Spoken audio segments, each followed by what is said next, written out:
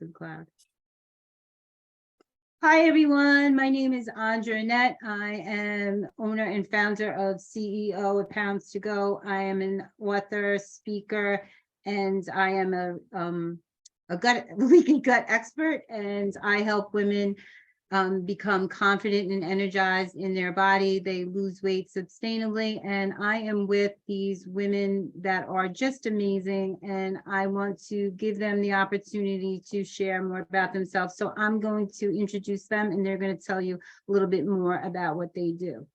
Okay, Kyla, hello, how are you today? Hi, I'm doing great. How are you? I'm good. Can you tell me a little bit more about who you are and what you do? Yeah, so I'm the owner and founder of Legacy Women Affiliates, where we build and support legacy women. And I also advocate against domestic violence and for mental health awareness. I am an international best-selling author, speaker, teacher, and a Navy veteran. Oh, that's amazing. CJ, how are you today, CJ Boyd? I'm good. How about you? Good. Okay, I am CJ C. Boyd. I am a women's empowerment mentor, an international best-selling author and speaker, and founder of Queen by Design. And I help women uncover their limiting beliefs and self-sabotage patterns in order to release them, anchor in new patterns and beliefs, and then give themselves permission to be their absolute best version of themselves. Amazing. Ashley? Hi. Hi, Great. sweetie. Hi, so my name is Ashley. I am a best-selling author, mindset coach, and speaker. I help entrepreneurs to go from overwhelmed to thriving, so in that way they can reach their next level of success in their business by breaking through their limiting beliefs. I love that. Hello, Martina. How are you today? I'm great. Hi, I'm Martina Kwan. I'm a 3-time champion race car driver, a 2-time international bestselling author, Italian Emmy Award winner, the mom of 2 girls, and the CEO of DK Racing School and Daring to Be Different Coaching. And through my one-on-one group coaching and extreme confidence masterminds, I love to empower alpha women to become female alpha magnets so they can attract the man that they've always yearned for, going from aloneness to oneness. Awesome. Hi, Leslie. Hi, hello everyone.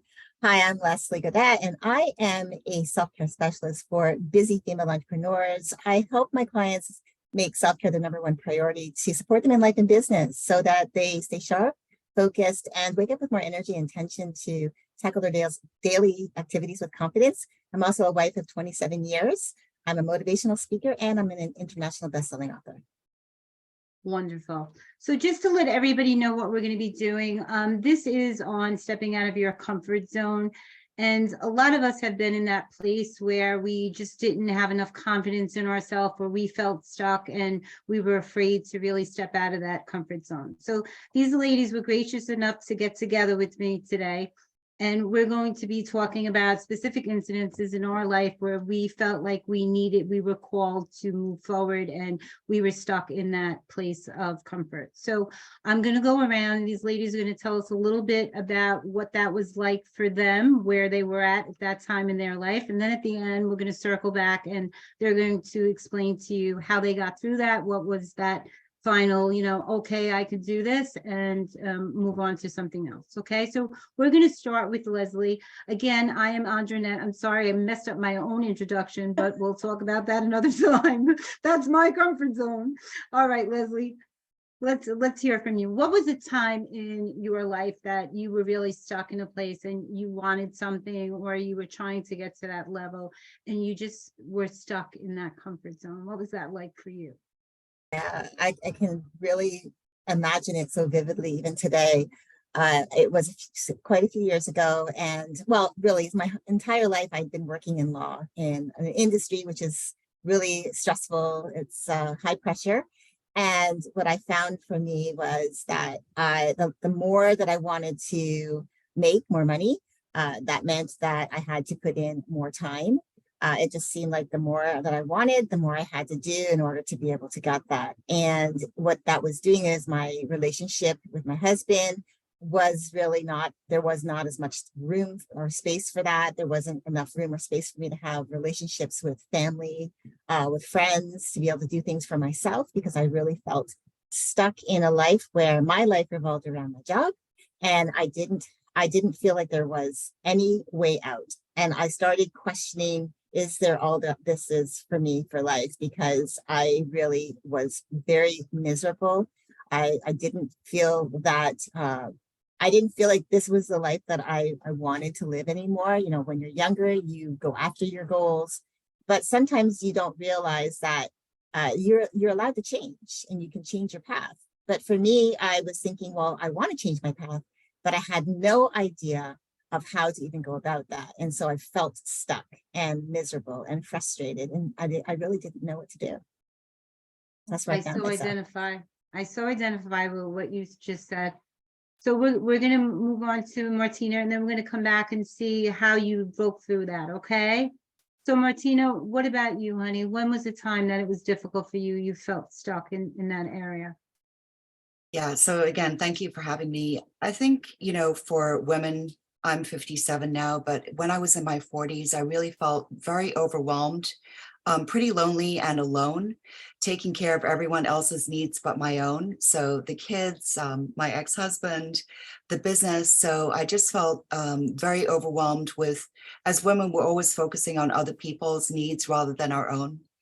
And so I felt really stuck in my late 40s. I had tried to make my marriage work from 2011 till 2016. And I found myself riding in the Dubai desert on horseback in the Arabian desert. And I remembered who Martina Kwan was. And I decided that I wanted to completely change my life. I decided to say enough is enough with my failing marriage. And I decided to become a race car driver at the age of 50. So that's what I did. And so I think one of the biggest lessons here is for any woman, any man who's sort of earlier in their career, you can become whatever you want at any age. So anything's possible at any age. So in the past 7 years, I've become a 3-time champion race car driver, drove professionally, and I've started two different successful businesses. So anything's possible at any age if you believe in yourself. Wow, I love that. It definitely takes that self-belief. It definitely does. Ashley, what about you, honey? Was there a time for you that was difficult? Yeah, so since childhood, like I was always like that shy, timid girl, always trying to make everyone happy, being on my little tiptoes, right? Not really speaking my voice.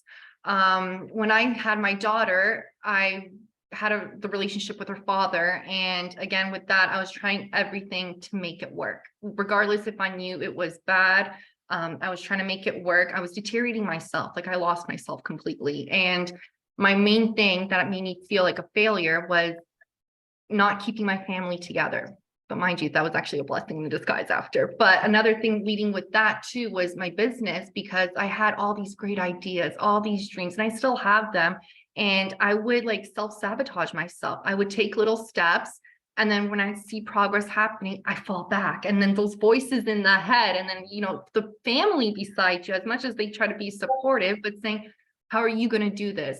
That's like, the small minimum chance of you making that happen compared to like all the people out there. So that was a really struggle challenge. It's all that inner mindset work, and it was like really holding me back.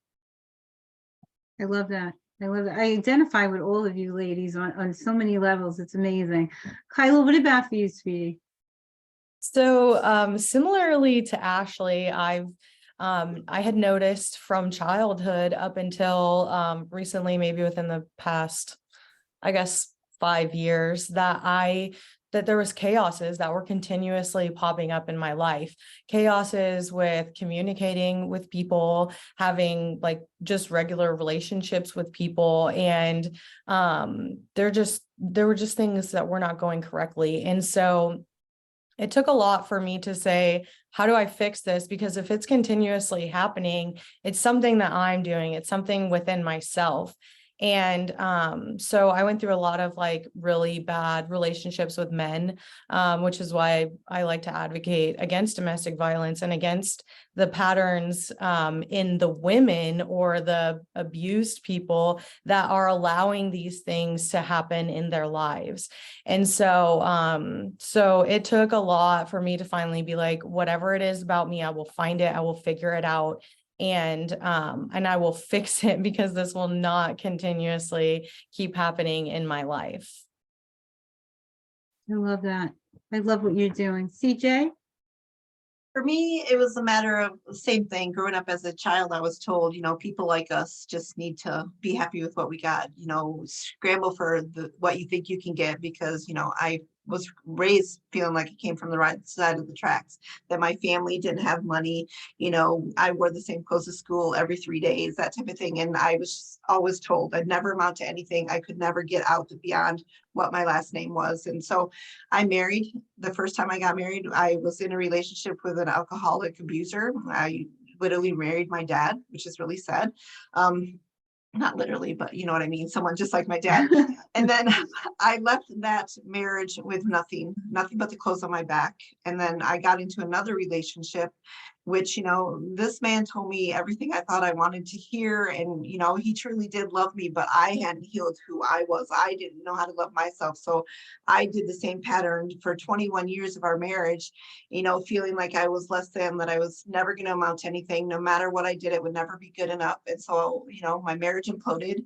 And at the same time, my youngest son of 7 was leaving for the Air Force. And I was like, oh shit, I'm not going to be a mom 24/7. I don't have a clue who I am. I left my job and I was like, okay, I have no labels to describe who I am. And I just felt stuck, like I wasn't good enough, like nothing I'd ever done to that point showcased who I truly was. And I honestly, at 50, had no clue who I really was. So it took diving in deep and really figuring out, what does CJ as a woman want? Who is CJ as an individual human being, not the label of a wife or a mom or, an employee. So it took me finally saying, I'm in this marriage, I'm in this relationship, I've been a mom, I've taken care of everybody else. And now it's time for me to really hone in and figure out what I want, because this is the time of my life. Everybody says when you hit 50 and your kids go away, it's your time. And I was like devastated. I didn't know what I was going to do. And I think I cried for like 2 months when my son left for the Air Force, because I was like, I don't know who I am. I need to figure it out. And so that's when I dove into personal development, inner work, and started really uncovering those limiting beliefs and figuring out I'm worthy just because I'm a human being. It doesn't mean I don't need a label to tell me I'm worthy. I'm worthy because I'm alive and I'm here. I love that. So I identify with every single one of your stories. So from the time, very youngest memory, I never felt like I fit in. I always felt like I wasn't enough. We grew up poor, and my mother was a single family mom. So she always tried to give us the best, which for her meant moving to affluent neighborhoods where I felt less than even more, so I gravitated towards the bad people so that I could fit in, and I just like always felt like something was missing inside of me, like there was a piece that just wasn't there, that there was something wrong with me. And I wound up in these crazy relationships. I was attracted to everything that was wrong for me. And like a lot of you ladies, I grew up one day, because it was about growing up and saying, okay, this is what it's at, and what am I going to do? Where I felt like it had to be me because I wasn't fitting in with them. It wasn't their problem. And I woke up one day, I had no idea where I was. I was in that bad marriage and who I was. But even after that marriage, I just was such a people pleaser my whole life because I wanted so much to fit in that I did whatever it took to feel like I was part of. And I never really knew what I enjoyed doing. What was Andra's story? What did Andra enjoy? So at 50, 45, 50, I woke up saying, okay, where do we go from now? I grew up hearing that you have to work hard to get what you want. So doing something I loved or something that was easy was just like not something I thought about doing, like writing or things that I loved all those years, because I was told they weren't worth anything. So I identify with all of you ladies in on so many levels. So CJ, we're going to start with you and we're going to go back around. So what was that straw that broke the final camel's back? The final straw was literally my son leaving for the Air Force, me telling my husband of 21 years that I wanted a divorce, me quitting my job and going, okay, I don't know who the fuck I am. I don't know where I'm headed from here, but I have this harebrained, wild ass idea in the back of my head that I want to own and operate a cafe. So I literally quit my job on a Friday, posted on Facebook that I was opening my cafe. And mind you, I had bought the building, I've been paying on the building, I was laying all the groundwork, I was trying to figure it all out. And I posted on Facebook, I was opening Monday morning, 6 a.m. Every single one of my children and everyone in my family that knew me messaged me and go, what the hell are you doing? What are you doing?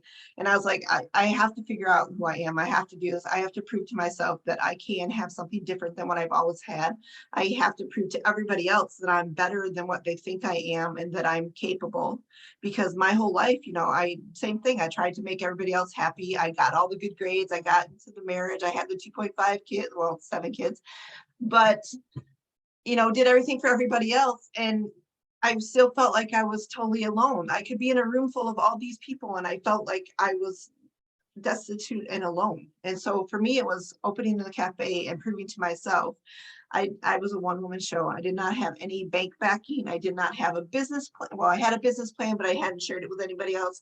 And I just kind of flew by the seat of my pants going, okay, sink or swim, you have to do this. I knew in my head how much money, how many people I had to come through the door, how many sales I need to make to be able to keep the lights on and keep getting groceries and stuff. But I literally, while I was doing that, I had personal development, inner work stuff in my ear the whole time.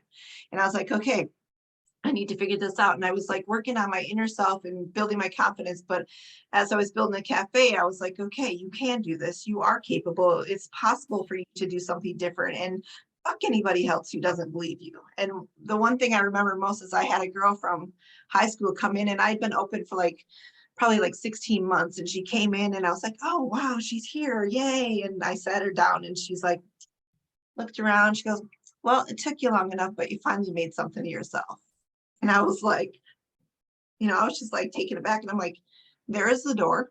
I don't need your bullshit anymore. I put up with it my whole entire life going through school. And I don't need your money to prove my worth. And I don't need you to make me feel like you made me feel back in high school. So there's the door. And I kicked her out. And that was the most liberating thing ever in my life. And I was like, that was a defining moment for me. Like, I feel like I've arrived. I did it because I was able to stand up to the bully who I never could stand up my whole entire life. And, it's just a matter of doing it every day and waking up every single morning and saying, I got this. This is what I need to do. Being intentional about me making my business a success. And I'm not going to say I did it single-handedly because, I have 3 brothers and they helped me with electricity and that kind of stuff, but nobody ever put any money into it. I had to make all the money to put back into it to keep it running. And it was the most amazing thing in my life. And happy story, because I did the personal growth and the inner work. I also reconnected with my husband. I invited him out for his birthday dinner, and we've been together ever since because we were apart. And I figured out who I was, and I learned to love myself and demand love from myself for myself so that I could love him appropriately and also receive the love that he wanted to give me on the level that I needed. So, and we've been married ever since. I love that. That's a beautiful story. Kyla, what about for you? What was that breaking point? Well, for me, it started when I had my son. I knew that whatever wasn't correct in me, whatever, behavioral, whatever wasn't right, I did not want to pass that on to my son. And I did not want my son having to grow up the way that I did, having these, I just call them little chaoses. That's what I call them, little disagreements or whatever happens, like if you don't pay the bills, there's going to be a little chaos. So I knew that I did not want to pass that on to my son. I wanted my son to have the best opportunities, the best attitude, just the best of everything. And so at that point, I started doing self-development, and it was making a big difference in my life, but I wasn't ready to take on a relationship. And that's exactly what I did. And it pretty much ruined my life. It took me from rock bottom.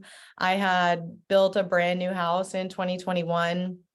And I was mentally doing the best that I had been doing in a really long time. I came out of the military in 2019, really not mentally okay and mentally stable. And so this was the first time that I was feeling back on my feet, and I was doing so good. And I was really giving the best for me and my son. And I met a guy, and I just really, I wasn't ready at that point. And I didn't know all the red flags. I wasn't ready. And so I let this guy in, and he ended up like completely ruining my whole life, like wrecking my house, like punching holes in the walls, caused me to wreck my vehicle. Like there was just so many bad things that happened, and he really ruined like almost every aspect of my life. And so that was the actual breaking point. Like I cannot let this happen again, and I won't. And obviously I knew that I wasn't ready when all of that was happening. And so I am committed to making sure that that I make sure that I'm ready, and that I make sure that I find a good man in the future, not like anything that I've ever been with before, and being the best person I can be, and making sure that I pass that on to my son. I love that. So we're two ladies into that, into this discussion as far as their stories and what they did to overcome it. But I'm seeing a pattern of self-worth, that it's coming back to our self-worth. And that's why I really wanted to do this. I think that's so important, because I think there's so many people out there that just feel like they're not enough. And that breaks my heart, because like all of us, we've all walked around feeling like that, and they feel alone. And I think this is just really going to help so many people realize that it's not just them and they're not alone. So Ashley, what did you do?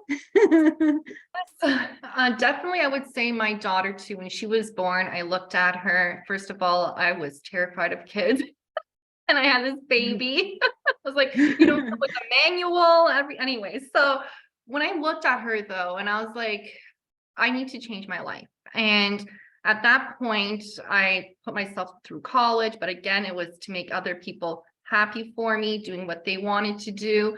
But I wasn't happy. And just like a cat, I think with 9 lives, like I had like 9+ breaking points. I just started to become aware of these cycles. And at first I was blaming so many people because you did this to me, or I went through that, or, things like that. And I started becoming self-aware, and it's like, it's not necessarily them, it's me inside. And, one step after another step, I went through the therapy, I went to counseling.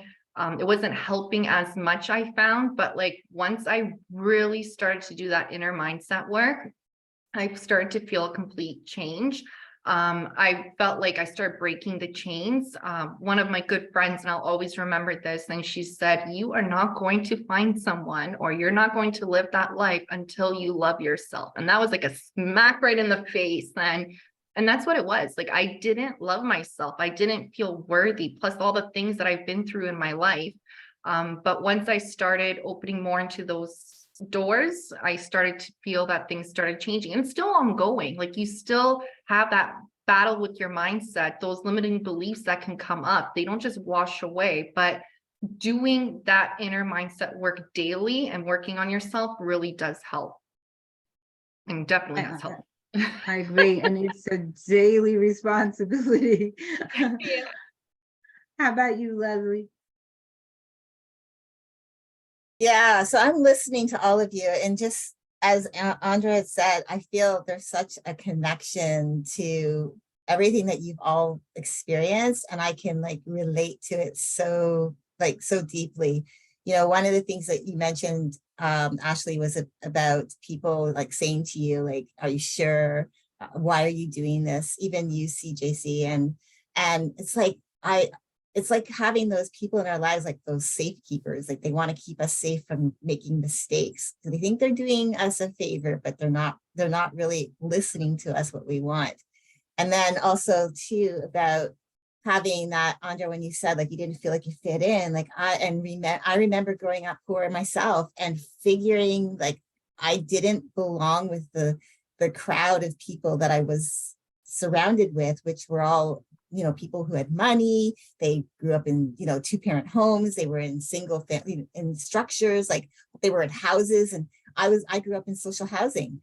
And I remember thinking to myself, well, I don't really deserve to be with those people. I need to be with the people just like me. So I actually specifically set out to do that, just to feel like I belonged somewhere, like where I really felt like I fit in. So I really wanted to bring awareness to that.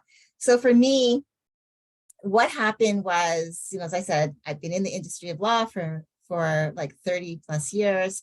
And 6 years ago, it started to come to a head where I wasn't feeling like myself. I really felt miserable. I thought my relationship was really non-existent. We didn't talk. We just had this relationship of sharing the same space, but I've never felt more lonely in sharing the same space with someone than I did at that time.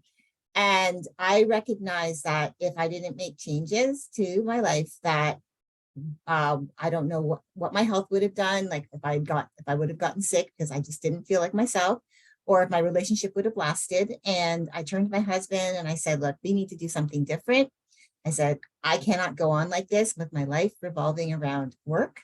We have no relationship. I don't really have friends. We don't do anything because I don't feel like doing anything. I'm exhausted after my day and I'm bringing too much work home. And so I said to him, we talked about moving from California to Las Vegas. Let's revisit that again. And that meant that I would have to start over a different way, whether that was quitting my job and finding a new one or finding something else to do. So I ended up, we were in talks about it and we were deciding what we were going to do. And another year passed by. And in that year, we made the decision. We went to Las Vegas. I took a week off of work and we went in and we looked, we found a place to live. So we made the decision to go. We found, got all of our ducks in a row in Las Vegas. And the following Monday, I went into work and I gave them 2 weeks notice. And I was actually giving up the financial security. I had no idea what I was going to do, but I knew that if I didn't take back the one thing that was being robbed of me, which was my time, that I didn't know where my life was going to go. And so taking back my time, really, I wrote about it in the first book, Becoming an Unstoppable Woman, but I felt like taking back my time saved my life, because not only did it save my relationship, but I feel like it saved my life because when I did go in and I talked to them about it, what I wanted to do, which was find a different way to support them, I was able to actually we were able to create together something for me to do for them in an online capacity. I knew it was possible. And we started to do that. And that opened my time up, meaning I became my first time into entrepreneurship by being my own boss, setting my hours, setting my time to work for them. And then looking outwards, like, what can I do now? And I told my husband, like, literally, I said, hang on, because I'm literally going to hit the ground running. And I started going out to networking events and meeting other women, meeting other people, and creating, surrounding myself with people who were doing something different with their lives to give me inspiration and hope that there was something more than just what I had been doing for most of my life. And then I learned about self-development, which became a passion of mine. And in the going through the self-development journey, I learned to love myself because I didn't really fully love the person that I was. I didn't feel that I was enough. I didn't think I was worthy because of my past growing up, to a mother and a father who my mom and my dad never married. So I had that strike against me, because I was born out of wedlock. My mom is white. My dad was Black. That was another strike that I felt at the time was against me. I grew up, I was born in the early 60s. So there was still the civil rights movement. My mom was pregnant basically with me when she was here in the US with my father. Segregation was still big. And my mom was brave and she stood out. It wasn't like she would fit in, she stood out. So it was like, the bravery of that still kind of blows my mind. But from that, I felt like I had that strike, I've been growing up in social housing. I felt I wasn't enough and I didn't belong. And that there were all these strikes. Yeah. We're going to come back to that at the end. Okay. Yeah. I just want to move to Martina and then we'll come back and we'll get more deeper in. Okay. But I want everybody to have a chance. So of course. Yeah. Okay. So Martina, what was it like for you? What was that break? So I think, with any break, things sort of build up, it's a build up, and it was a 17-year relationship with my ex-husband. And if I had something to tell younger women is don't ignore the red flags at the beginning. And so I grew up with a family where my mom and stepfather kind of swept things under the rug. So I continued that pattern. So many differences in our relationship, differences in work ethic. I was a real type A workaholic, and his work ethic was different. Differences, we had a business together in our business philosophies. And so I think one of the most important things I know now today is that it's really important to share the same values, to share the same ethics with the person that you're with, that you're on the same page, and that there aren't differences in those core, extremely important values. But what I found myself doing more and more, we moved here to LA from Miami in 2013, is we moved to the suburbs and the Pacific Palisades, and it's sort of this American dream place for families with children. And I found myself pretending to everyone, the moms of the other kids in elementary school, that everything was perfect, like everything was hunky-dory. And that's the other thing, is don't pretend, because it's really lonely to pretend. And what I realized, the last 5 years, I was really trying to save the marriage with marriage counseling, but it was like everyone here was saying, it's a very lonely place to be in a place where you feel like you're the only person really trying to make things work. And finally, I decided that I could no longer pretend, because my daughters were now 11 and 13 when I decided to split. And it was my ex-husband's derogatory remarks to me in front of my girls and their friends that were the straw that broke the camel's back, that it was no longer acceptable to be spoken in a way, especially in front of my girls, who, what is their role model is their mom and their dad speaking to each other. So that was pretty much the straw that broke its camel's back, and it was the best decision of my life. And, when somebody, like I knew already for probably most of the 17 years that this is not my person. This is not the person that's my soulmate. It's not somebody that I really respect, and so the signs were all there on the wall. But as women, we're always trying to fix things. So it took a while to unravel. So yeah, the straw that broke its camel's back is not being spoken to in a way that is a bad role model to our children. I love that. You ladies are all so inspirational. You all have so much power and strength, and I love what you bring to every day and to my personal life. Knowing you all, I feel like honored to be sitting amongst you.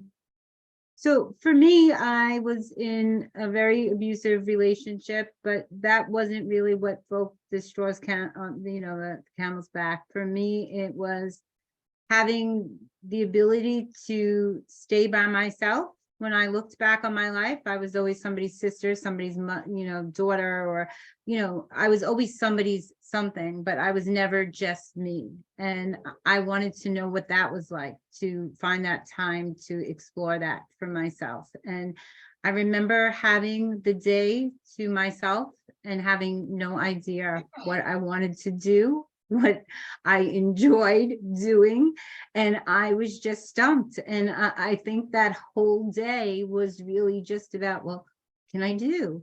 I really just had no idea who I was. I was really left a shell of a person, because everybody that I had surrounded myself with all those years, I was a little piece of them, and a little piece of them, but I felt like I just had no substance, and I wanted to find out where my life was going to go at that point. So that's what was really the straw on the camel's back. I was like, who am I? What do I do? Where do I go? What do I really want to be?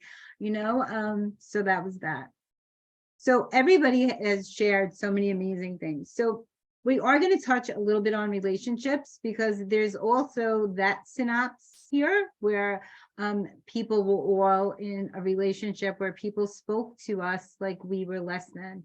And I was spoken to like that in my home growing up.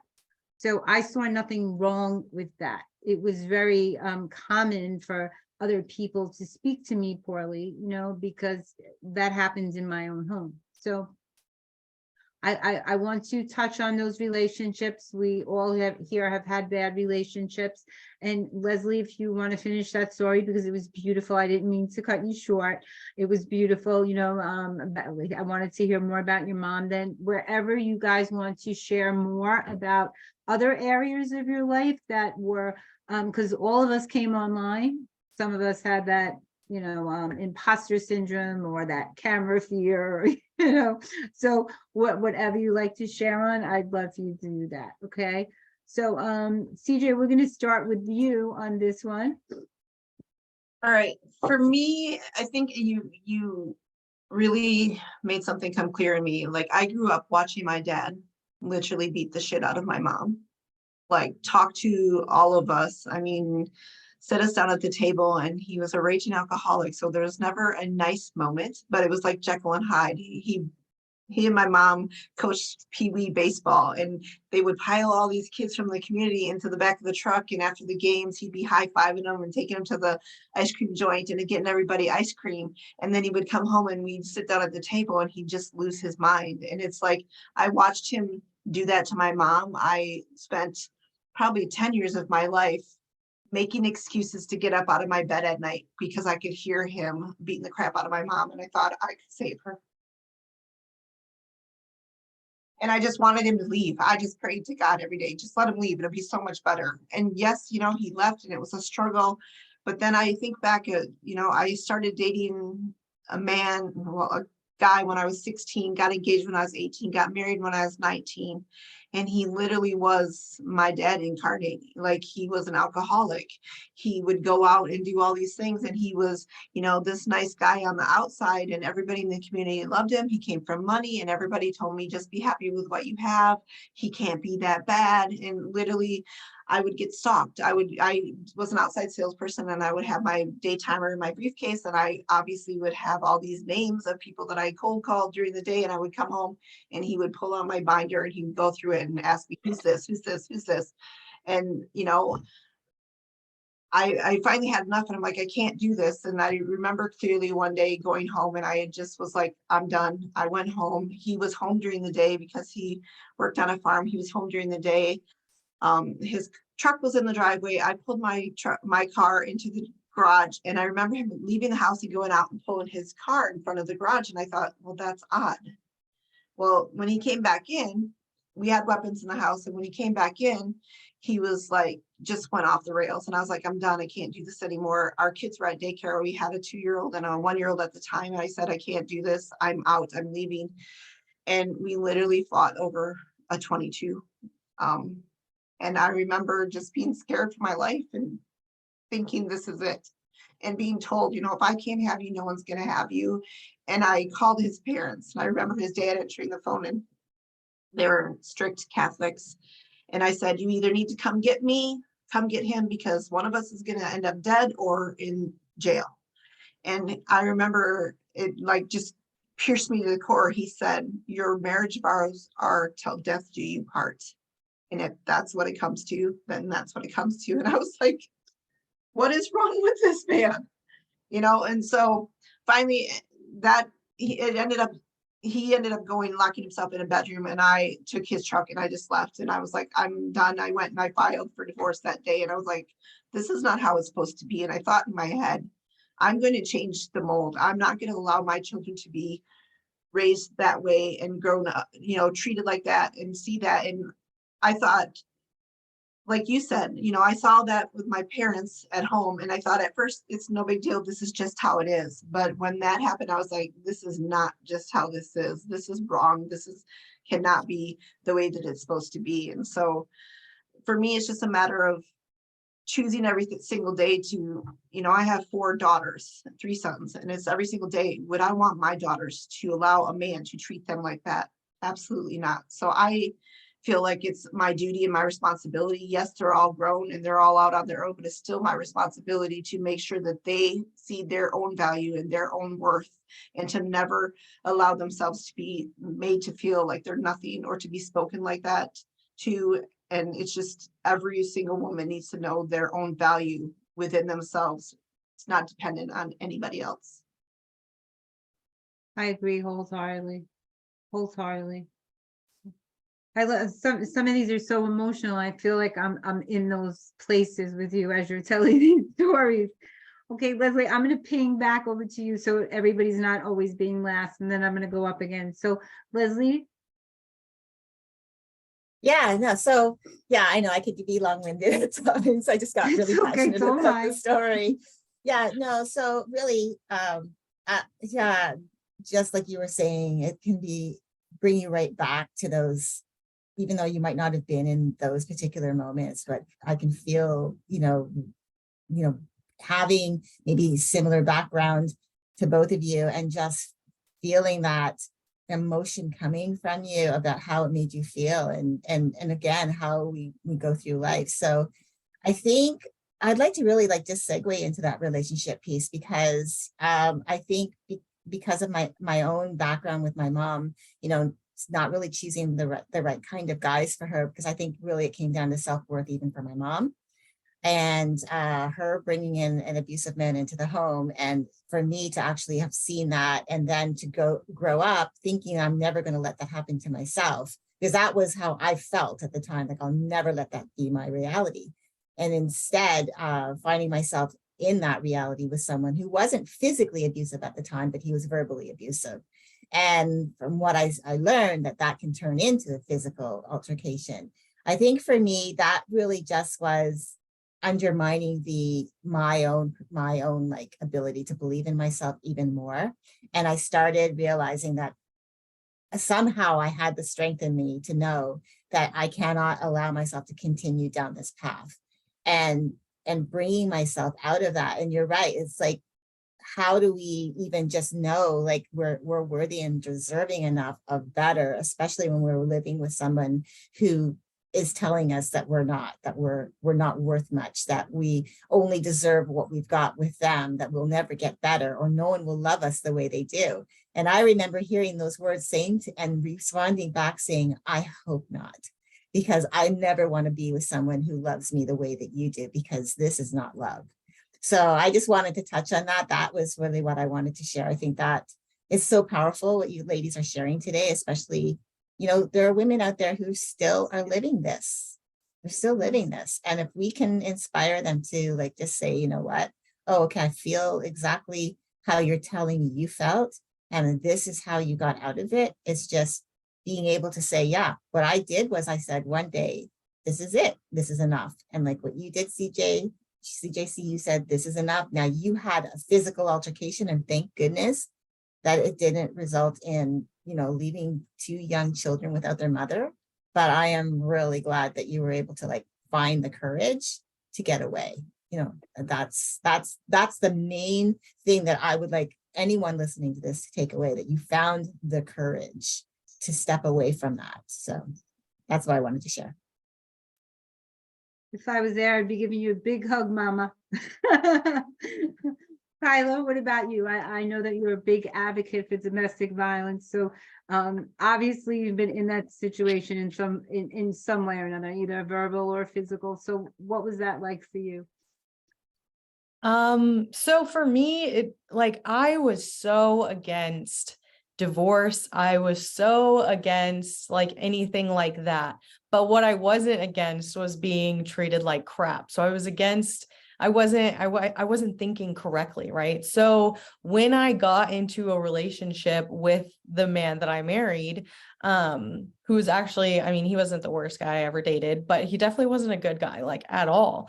And so my mindset was make it work, make it work, make it work, instead of making sure that this was a good person for me and in my future. So when I was faced with the situation of having to get a divorce or trying to make it work with this completely dysfunctional person who we did not have the same values of wanting to have, I mean, like, of course they said they wanted to have like a loving family and this and that, but you can't do that when you're threatening to beat people up. You can't do that when, you won't even take the trash out.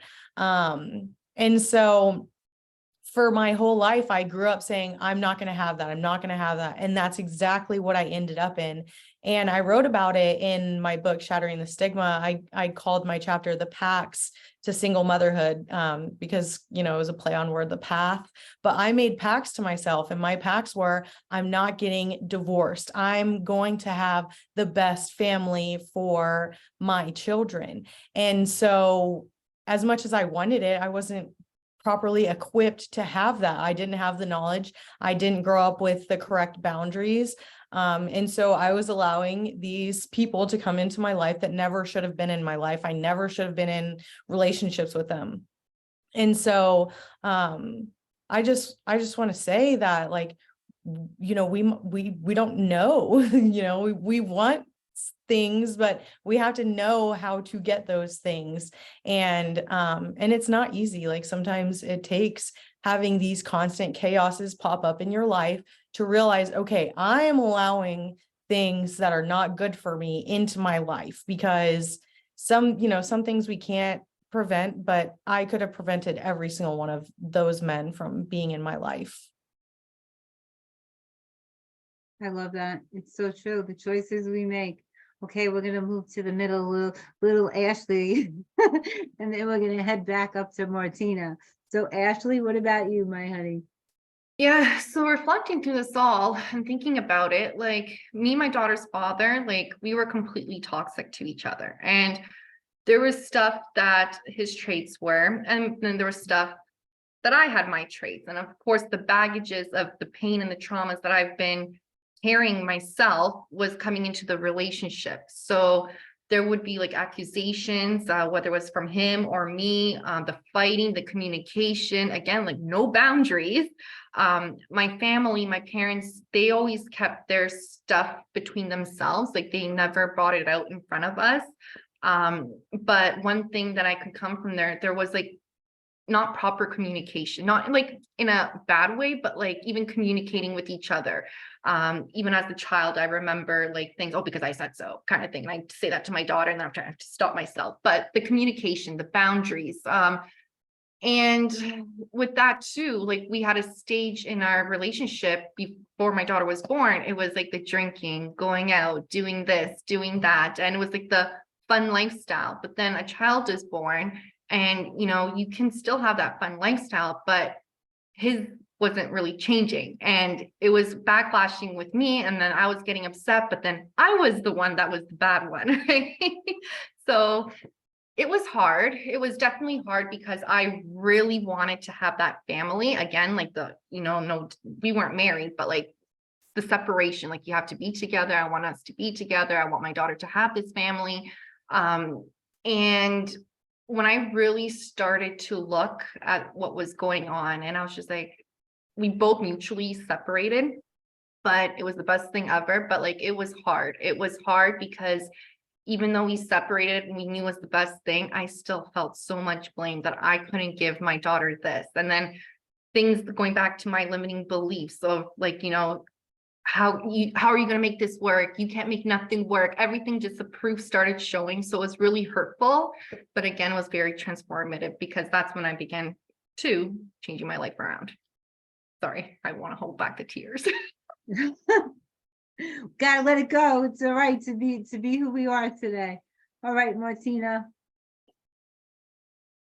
God, everyone, it's pretty emotional listening to everyone, but it's also, I think, shows how common the thread is between females, right? And what every female goes through. And so what I was thinking is, at the end of my 17-year relationship, I was thinking to myself, what can I do to stop attracting the wrong person? Because clearly this is the wrong person and has been for almost 2 decades.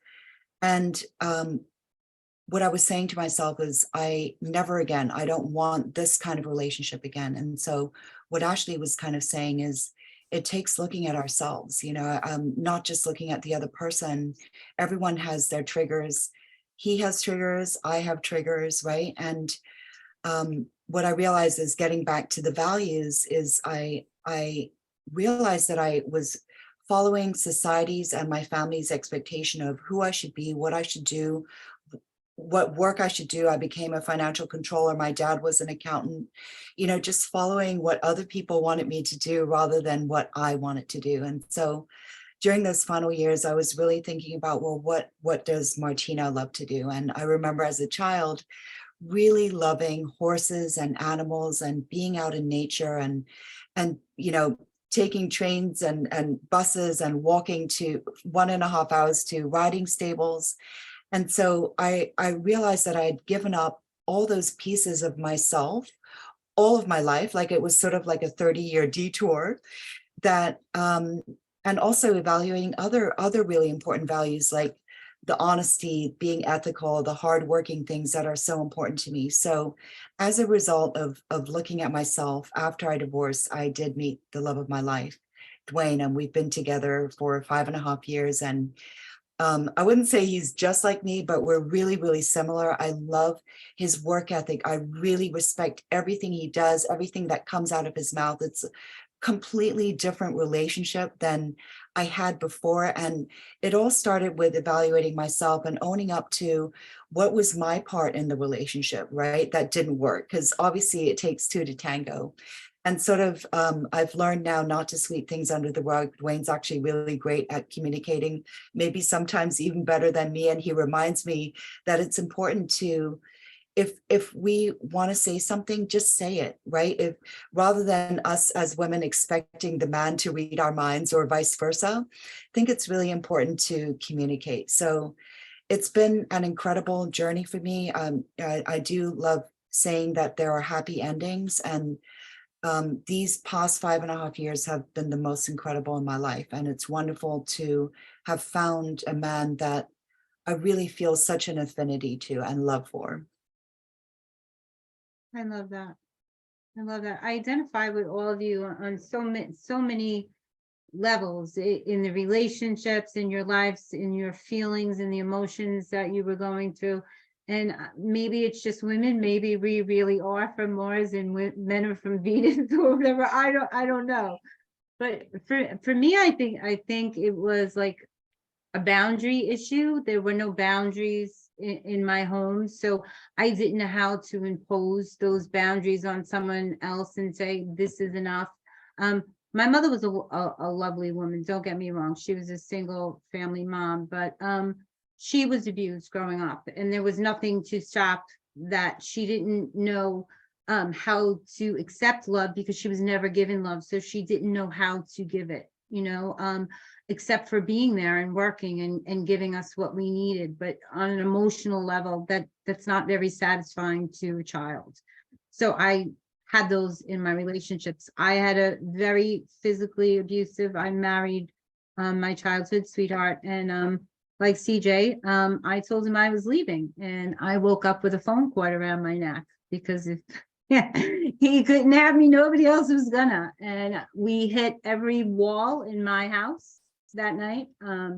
There was just blood everywhere. And I just, you know, I wrote about this in my book. I just heard my mother in my head saying there are no victims, there are just volunteers, that I was allowing this. And my heart just, I could feel it for the first time in a long time. And I said, okay, enough, I'm ready, you know. And that was really what it took. And then finding my way back was just really looking at the trajectory where my life was going if I continued to make the choices. And for me, learning how to trust myself again, to make good choices, because I didn't trust my decisions with the people that I was bringing into my life. You know, when someone said, you know, let's go out, you know, I mean, I was young after my first husband, but I was afraid to get back out there again. And I stayed alone for a while after that. I did meet my now husband back then, shortly afterwards, but I wouldn't date him because I didn't trust my decisions, you know. And it took a while for me to feel like I could make good decisions when it came to people or what I wanted or what I deserved. And until I really felt like I could love myself, you know, when I was able to do that inner work that everybody talked about and said, okay, you did this and you did this, this was your part in this, and I could forgive them for their part. I really started to forgive myself, you know, because I allowed all these things into my life, and these people, though they were choices I made. Nobody really could do anything to me unless I allowed that. And that was a very rude awakening, because I had been blaming people for years. So, you know, it's your fault I'm miserable, you know. But we always say for every finger pointing forward, there's 4 coming back. So I had to look at those 4 fingers, you know. So trusting ourselves again. So we're running out of time, but showing up online and really trusting yourself again, and stepping out of that comfort zone every day, because we're all entrepreneurs here, and every day we have to interact with new people and trust ourselves in our business, in our marriages, and the decisions we're making. If you could tell other women anything right now that would that you feel would benefit them when they have to make these decisions, or anything like that, what would you tell them? Leslie, let's start with you this time. Yeah, I think that I would tell them that you're worthy no matter what. Don't let anyone else tell you your worth, because no one else is qualified to do that. Only you are. And so when you want something for your life, and that includes relationships, and that's including all relationships, people that you surround yourself with, make sure that the people that you're surrounding yourself with actually have your back. They truly have your back, like this community of women that we're involved with, that we have each other. And so having that is, I think, probably one of the biggest things that's helped me, is having community. So surround yourself with other people in your life that you know will support you. And again, making sure that when it comes to your worth, that no one else is qualified to make the decision of your worthiness, because, you know, I know that we all know this, that we're all worthy because we're here. And CJC Boyd, you know, she touched on that. We're worthy and deserving because we're here. I love that. I love that. I love you, ladies. Okay, Martina, what would you tell these wonderful women out there today? You're not defined by your past. You are not defined by your past. And we have in our minds the ability to change the narrative and to decide in the morning to wake up, if we've woken up on the wrong side of the bed, to change the narrative and to do an activity like cleaning the kitchen. You know, I like to use bleach, or going for a walk, to change that hamster wheel in the mind. And the other thing is, for younger women especially, do not ignore the red flags. A red flag is a red flag, right? I'm wearing a red sweater. If something presents yourself as something that you don't like, it doesn't fall within the values, they're non-negotiable values, bye-bye. I love that. Ashley, honey? Yeah, so I would say, honestly, it's all about finding yourself, your self-worth. Working on yourself, doing that inner mindset work is so key on this journey, and finding yourself 100%. So next thing with that too is taking those action steps, whether it's something small each day, that's just going to push you through that resistance, because life happens. You can start feeling stuck, overwhelmed, but the gold prize is when you just keep going, take that small little step, whatever it is, and you will find yourself getting out of your comfort zone. You'll find that everything's aligning, working out for you. So take those small little steps, whatever it is. Great job, Ashley. CJ, honey? I think for me, it would be, you know, taking personal accountability, being responsible and being personally accountable for everything that's happened, whether or not you were a victim or whatever, you had your part in it. So taking accountability and giving yourself permission to not allow that to define you, and not wallow in the fact that that happened to you. It doesn't mean that that's all you're worth, you know, in the rest of your life. And just giving yourself permission to want something different, to be something different, to go for whatever it is you want, to just, you know, be accountable to yourself and give self permission. I love that. Kyla, what about you, honey? So I would like to say never stop learning. There's always something new to learn, and especially in every situation and every little chaos that's popping up, instead of blaming people, you should be asking, like, what can I be learning from this? What is the lesson that I can learn? And I'm actually writing a little bit about it in my book that's coming out soon, but boundaries, having boundaries. And it's one thing like to say boundaries, but I think like for people that they're not there yet, I think it's I like to lay out 7 areas where you can look at your boundaries and understand, like, are they working for me or are they working against me? And so those 7 areas that I'm always laying out are physical. So that's like physical space, physical boundaries, anything physically, like looking at that and making sure that you have like correct and healthy boundaries, and learning about emotional intelligence as well, to see, like, is this the type of boundaries that I grew up with, learning, because like for me it was like passive aggressiveness. Like I learned that from my mom, and I obviously didn't want to be like that. I didn't really think that I was being passive aggressive, but when you stop and, like you said, look at your part in things, there's going to be a part, and it's not always going to be pretty. So taking accountability for that. Okay. And so physical, and then emotional, how do you feel? And passive aggressiveness might fall under that. Intellectual, again, always learning, and that's how you gain experience and wisdom. Time boundaries. Are you making time for what's important to you? Are you giving all of your time away to other people? Financial, if you're not paying your bills and everything, you're not going to have, that's not good boundaries to have, and it's going to definitely roll into your other boundaries. And then, so I think the last one is sexual boundaries, because those are important, especially a lot of us have laid out situations where we didn't have, the best boundaries, and that might be one of them. So, and I don't know, I don't want to be like, get too into it, but those are the 7 areas that I like to talk about getting familiar with. And like what Ashley was saying, really defining yourself in all those 7 areas and making sure that they're all working together and they're not impeding each other. I love that.